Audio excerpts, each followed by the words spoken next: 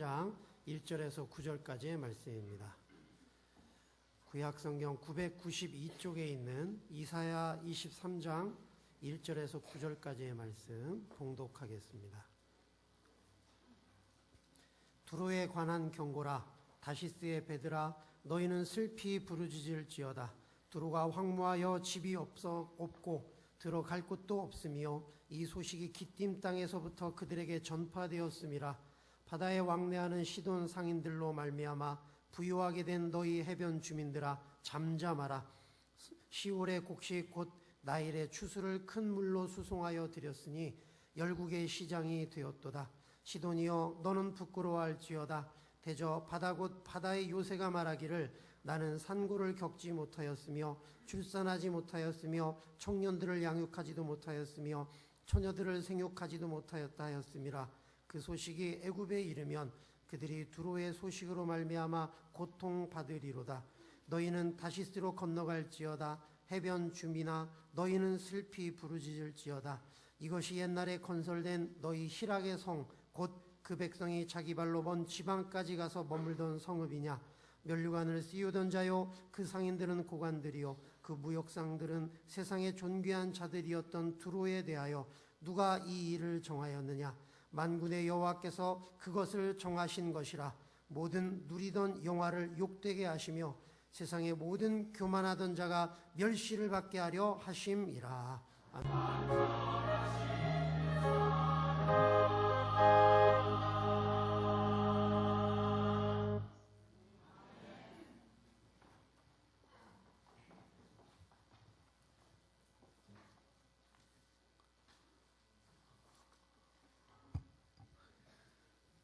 여러분, 우리의 참된 위로는 어디에 있겠습니까? 그냥 단순한 격려 정도가 아니라 우리를 지켜주고 또 보호해주고 안전하게 해주고 평안하게 해줄 그것은 무엇이냐, 그 얘기예요. 굉장히 중요한 그런 얘기인데, 우리가 지난 한 주간 동안 보았던 이사야 20장에서 25장까지 있는 말씀 가운데 보면 23장이 두로라고 하는 나라에 대한 하나님의 심판과 이제 경고, 그런 말씀입니다. 여러분, 두로만큼 미래를 정말 우리는 안전하다 이렇게 생각한 나라가 없습니다. 두로 굉장히 잘 산다는 나라입니다. 그 두로 하면 성경이 세 가지를 우리에게 얘기하는데, 하나는 부자 나라라는 거, 두 번째는 그 안전한 요새를 가졌다는 거, 그리고 세 번째는 바알 신앙을 이스라엘에게 전해준 나라라는 거. 그 세 가지입니다. 하나님께서는 이 두로가 가지고 있던 우리는 안전하다 하는 이걸 여지없이 깨트리시면서 너희는 절대 안전하지 못할 거야. 안전은 하나님이 주시는 거야. 이제 그 말씀을 오늘 이사야 23장을 통해서 해주고 있습니다. 영국 런던에 가면 대형 박물관이 있는데, 그 대형 박물관 지하에 가게 되면 바벨론 제국이나 아수르 제국에 대한 방이 하나 이렇게 다 있어서 그 역사들을 이렇게 설명하고 있습니다. 그런 아수르와 바벨론에 버금갈 정도로 두로라고 하는 칸이 하나 멀찍하게 되어 있습니다. 깜짝 놀랐습니다. 두로가 이렇게 대단한 나라였나. 진짜 대단합니다. 가서 보면 두로의 부귀와 영화를 자랑하던 상징물이 있어요. 그게 뭐냐면 무덤입니다.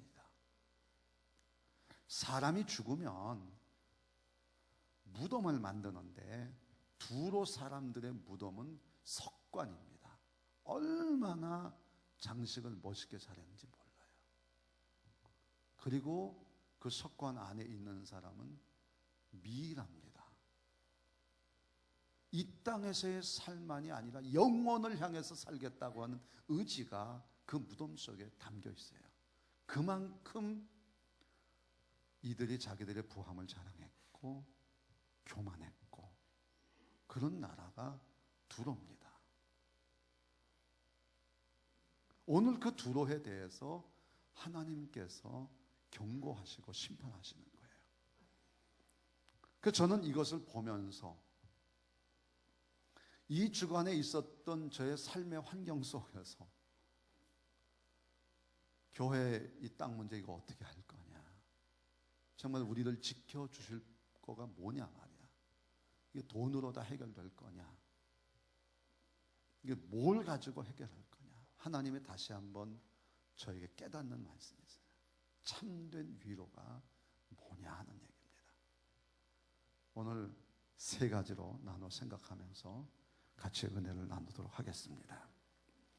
첫 번째는 내가 만든 위로는 참된 위로가 아니다라고 하는 겁니다. 내가 열심히 노력해서 뭔가 만들어 놓지만 그게 참된 위로는 아니다 하는 것을 얘기하는 거예요. 자, 1절에서부터 3절까지 여러분 요약지 꺼내셔서 같이 읽도록 하겠습니다. 시작. 두로에 관한 경고라. 다시스의 베드라, 너희는 슬피 부르짖을지어다. 두로가 황무하여 집이 없고 들어갈 곳도 없음이요, 이 소식이 기띔 땅에서부터 그들에게 전파되었습니다.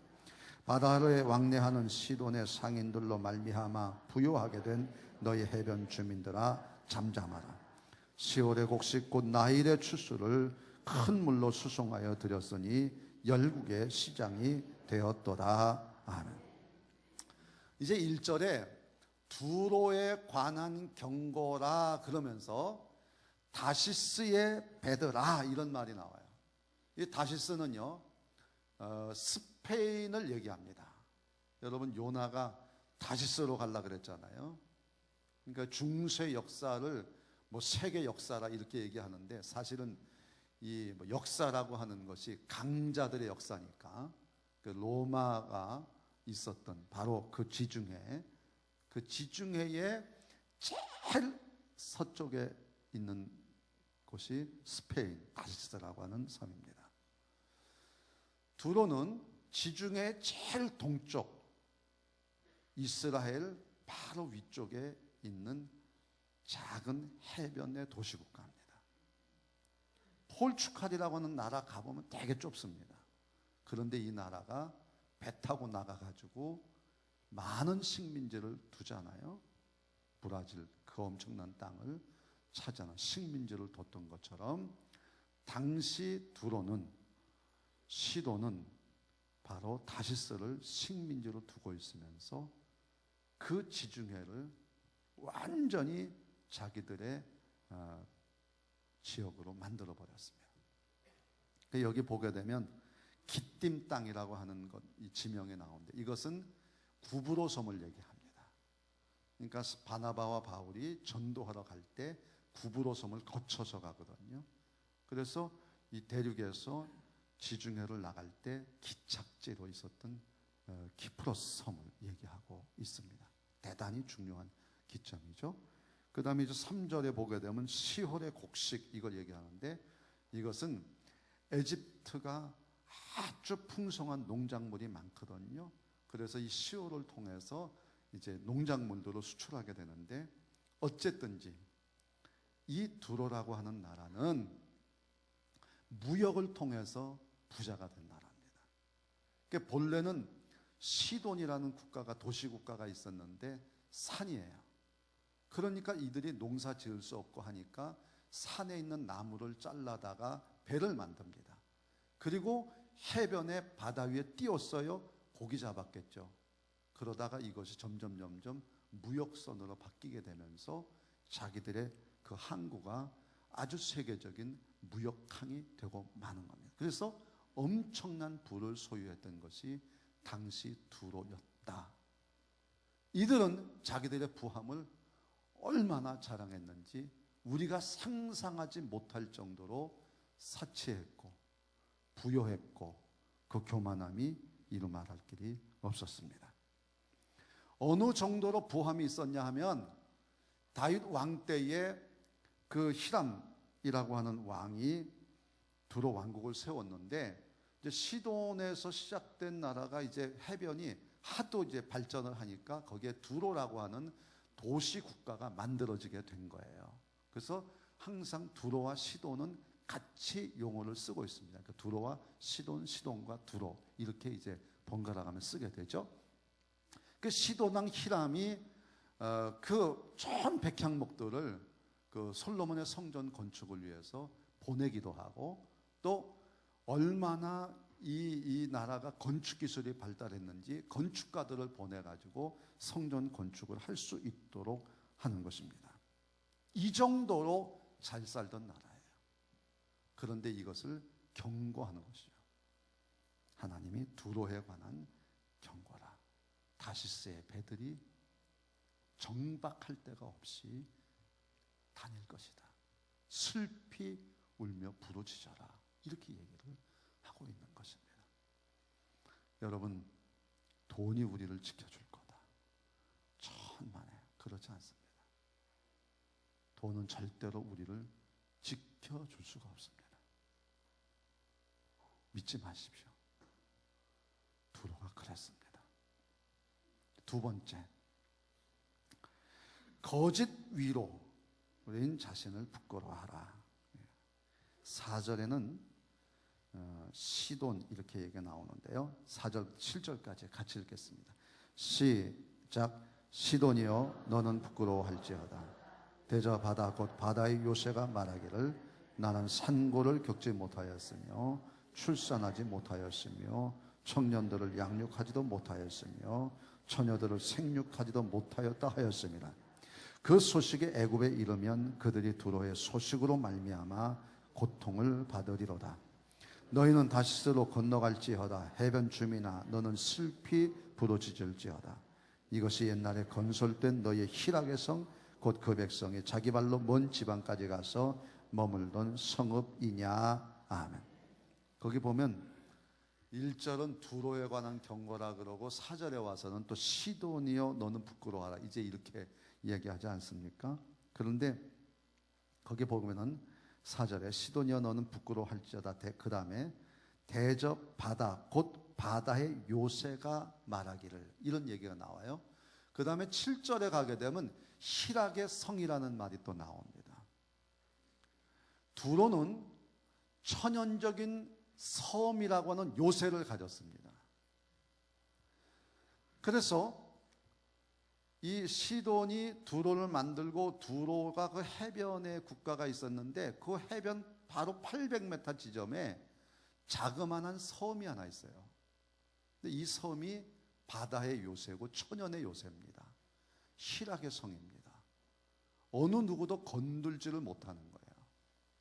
이 두로가 이렇게 부자가 되니까 강대국들은 계속 이 나라의 그 부를 뺏으려고 애를 썼지만 결국 안 되는 게 뭐냐면 이 두로라고 섬의 바다의 요새 때문에 안 되는 거예요. 하지만 이것도 안전하지 못합니다.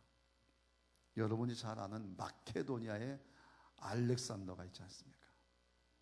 페르시아의 300만의 대군을 무너뜨린 아주 강력한 젊은 왕이 있습니다. 헬라 제국을 만든 사람입니다. 그런데 이 알렉산더가 그리스 마케도니아에서부터 에집트를 치기 위해서 육지를 향해서 이렇게 내려오기 시작합니다. 이제 보통은 이제 그리스에서 배가 있으면 에집트로 이렇게 오면 되는데 그러기에는 이 배가 용이하지 않으니까 육지로 내려오는 거예요. 이 엄청난 군사들이 내려오는 과정에 군비를 준비하기 위해서 당연히 두로를 쳤던 겁니다. 그런데 알렉산더가 페르시아의 300만을 물리쳤지만 이 두로라고는 조그만 섬나라를 공략하지 못해가지고 자그마치 7개월 동안을 여기에서 발목 잡혀 있습니다. 얼마나 화가 났겠습니까? 그래서 알렉산더가 생각을 해납니다. 200척의 배와 1만 명의 군사를 동원해가지고 해변에 있는 두로의 도시를 파괴해버립니다. 그리고 산에 있는 돌을 캐냅니다. 그리고 그것을 갖다가 바다에다가 쏟아붓기 시작하는 거예요. 그리고는 폭 60m, 길이 800m가 되는 방축을 쌓습니다. 그리고 그것을 통해서 이 두로를 함락시키는 겁니다. 세상에 우리를 영원히 지켜줄 성은 없습니다. 금수저가 우리의 인생을 담보하는 게 아닙니다. 오늘 하나님께서 우리에게 말씀하는 거예요. 성, 그것은 거짓 위로다. 부끄러워해라. 그거 믿지 말아라. 그 얘기 하시는 겁니다. 그러면 마지막으로 우리는 어떻게 돼야 되냐? 위로이신 하나님으로 살아라. 그런 얘기 하는 겁니다. 여러분 8절, 9절 그리고 17절, 18절 같이 읽겠습니다. 시작. 멸관을 씌우던 자요 그 상인들은 고관들이요 그 무역상들은 세상의 존귀한 자들이었던 두로에 대하여 누가 이 일을 정하였느냐? 만군의 여호와께서 그것을 정하신 것이라. 모든 누리던 영화를 욕되게 하시며 세상의 모든 교만하던 자가 멸시를 받게 하려 하십니다. 70년이 찬 후에 여호와께서 두로를 돌보시리니 그가 다시 값을 받고 지면에 있는 열방과 음란을 행할 것이며 그 무역한 것과 이익을 거룩히 여호와께 돌리고 간직하거나 쌓아두지 아니하리니 그 무역한 것이 여호와 앞에 사는 자가 배불리 먹을 양식, 잘 입을 옷감이 되리라. 아멘. 자, 이렇게 두로가 그 돈이 많았지만 천연의 요새를 가졌지만 결국 망했어요. 묻는 겁니다. 8절에 멸류관을 씌우던 자. 그러니까 왕까지도 세울 수 있는 이렇게 강력한 나라를 이 두로를 누가 이 일을 망하게 했느냐 그랬더니 9절에 만군의 여호와께서 이걸 정하셨다. 인간이 만든 부 그것을 무너뜨리시는 것도 하나님이시고 천연적으로 가졌던 요새를 무너뜨리시는 것도 누가 하시느냐? 여호와께서 정하신 일이다. 그럼 어떻게 하라고? 23장 마지막 절에는 이렇게 표현합니다. 17절 70년이 찬 후에 여호와께서 두로를 돌보시리니 때가 돼서 하나님이 그들을 돌보신다는 거예요. 그러면 18절 그 무역한 것과 이익을 거룩히 여호와께 돌리고 그 다음에 뭐예요? 간직하거나 쌓아두지 아니한다. 이젠 더 이상 내가 만든 부로 내 위로를 삼지 않겠다는 거예요. 그리고 여호와 앞에 사는 자, 그 하나님 앞에서 먹고 입고 하는 기쁨으로 살겠다 하는 것을 이사야를 통해서 우리에게 말씀하고 있는 겁니다. 진짜 부자 장로님 한 분이 계셨습니다. 얼마 전에 세상을 떠나셨어요. 사법고시 수석 합격했어요. 변호사입니다. 빌딩이 몇 채가 됩니다. 늘 얘기합니다. 나는 하나님 복 많이 받아서 이렇게 부자야. 나는 힘도 있어. 그런데 진짜 건강하셨어요. 120년에 200살도 살 것 같았어요. 하나님이 얼마 전에 데려가셨는데 갑자기 가슴이 아파서 스턴트를 박았어요. 다 된 줄 알았어요. 근데 웬걸 갑자기 합병증이 생겼어요. 손을 못 대겠대요. 교회 오셔가지고 예배를 얼마나 잘 드리시는지, 얼마나 지극정성 드리시는지, 그냥 그냥 눈물바다. 목사님 막 설교에 막 아멘. 근데 본래 그런 분이 아니었어요. 이 목사님 저한테 상담할 때, 목사님 예배 시간에 이러고 앉아서 영자 신문을 봅니다. 영자 신문 앞에 앉아서 영자 신문 목사님 설교하면 마음에 안 든다. 그러다 안 되면 나가버려. 하나님이 주인인 교회에 진짜 주인 노릇했어요. 얼마나 대단한 어른이신지 몰라요. 그런데 하나님이 그를 그 아픔이 오니까 하나님 앞에서 아무것도 아닌 존재가 돼서 정말 한 달 동안은 그렇게 은혜 받고 그렇게 죄송하다 그러고, 그리고는 한 달 동안 딱 마치고 한 달 동안 병원에 가서 혼수 상태에 있다가 세상을 떠나셨다. 장례식을 하는데 권사님이 목사님 너무나 많이 괴롭혀서 죄송합니다. 여러분, 신앙의 경쟁 상대는 목사가 아니에요. 내 신앙, 하나님이 주신 이 돈과 이 모든 권력들은 나를 온전히 지키지 못하는 거예요. 그분을 보면서 많은 생각이 들었어요. 그래도 회개라도 하고 왔으니 다행이구나. 우리가 뭘 기대하겠습니까? 아브라함 모든 거 다 버리고 하나님을 선택했습니다. 하나님이 내 인생의 주인이시고 하나님이 나를 살려주실 줄로 믿습니다. 끝까지 그렇게 살았어요. 요셉 버림받았어요. 그러나 그 상황이 아니라 그 상황 속에서도 하나님만 바라봤어요.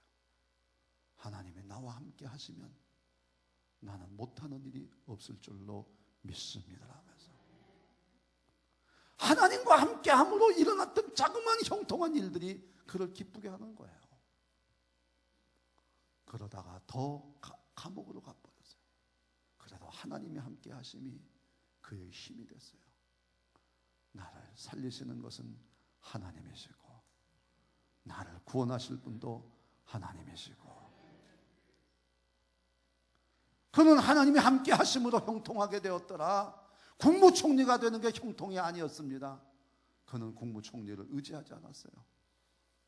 그 속에서도 하나님이 나와 함께 하시고 하나님의 넣어주어지고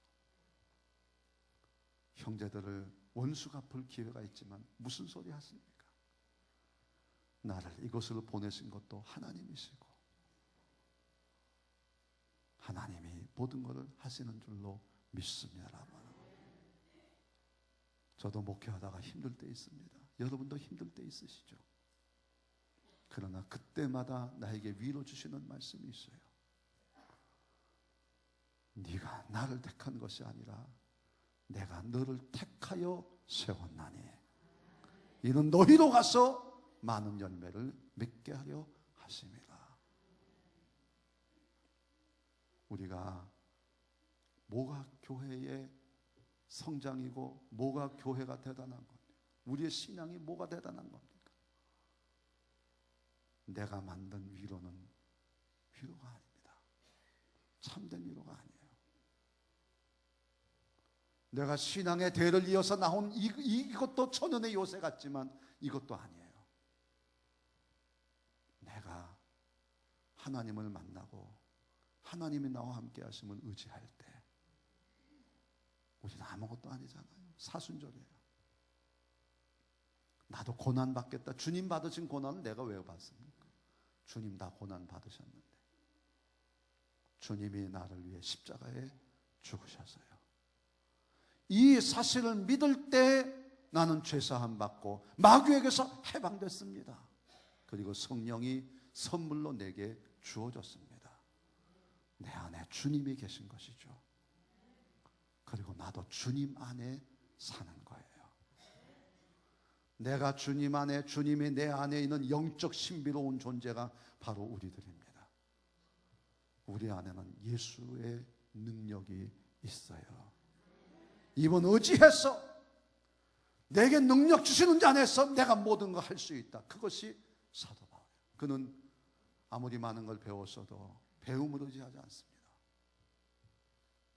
가진 재산 의지하지 않습니다. 오로지 나는 죽고 내 안에 그리스도가 살고. 그래서 승리하는 거예요. 갈멜산산에서 바알 선지자 450명과 엘리야가 영적 싸움을 벌입니다. 여러분, 바알 선지자들은 얼마나 성심성의껏 외쳐대는지 모릅니다. 자기들의 옷을 찢고 가슴을 찢어댑니다. 막 불러댑니다. 목이 다 쉴 정도로. 세상의 모든 종교는 내가 노력해서 내가 신을 감동시키면 복받을 거라고 생각합니다. 낙타무릎이 아닙니다. 엘리야는 어떻게 했습니까? 제단을 쌓을 때 내 힘으로 쌓잖아요. 여호와를 의지하여 제단을 쌓고, 제단 쌓은 후에 하나님께 얘기합니다. 하나님, 여호와는 하나님이시오. 나는 당신의 종입니다. 난 아무것도 아니라는 거예요. 그리고 하나님의 뜻대로 모든 것이 이루어질 줄로 믿습니다라고 하는 거예요. 사도 바울은 우리에게 산재물이 되라 그러잖아요. 산재물이 뭔데요? 내가 살았지만 나는 죽고 내 안에 그리스도가 사는 게 산재물이에요. 여러분, 있다고 교만할 것도 없고 없다고 낙심할 것도 없어요. 문제는 있거나 없거나 중요한 사실. 왜 어려움을 당했는데 누가 그러더라고요. 기도하지 않냐고. 기도하셔야 돼요. 기도하셔야 됩니다. 너무 교만해. 기도들을 잘 안 해. 기도해야 돼. 전도해야 됩니다. 왜? 예수의 능력으로 우리가 승리하는 것을 전해줘야 될 거 아니에요. 그런 담대함이, 그런 즐거움이 우리에게 있는 거 아니에요? 그 기도와 전도는 빼놓을 수가 없어요. 여러분, 사순절에 기도하고 전도하고. 또 누가 그러더라고요. 목사님, 우리 교회 왜 부흥하는지 모르겠어요. 그러나 한 가지 분명한 게 있어요. 노방전도 해가지고 오는 사람 하나도 없는데 하나님께서 하나님을 전도하는 사람을 불쌍히 여기셔서 알지도 못하는 거 사람을 불러 모아 주신다는 거예요. 그거 일리가 있구나. 때를 얻었지 못 얻든지 전도하면 하나님의 사람들을 불러 모아 주실 줄로 믿습니다.